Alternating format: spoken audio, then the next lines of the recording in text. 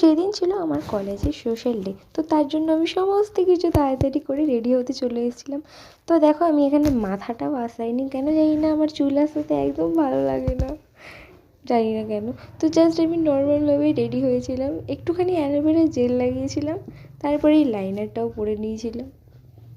Liner পরার পর আমি লিপটাকে হালকা করে লাইন করে নিয়েছিলাম।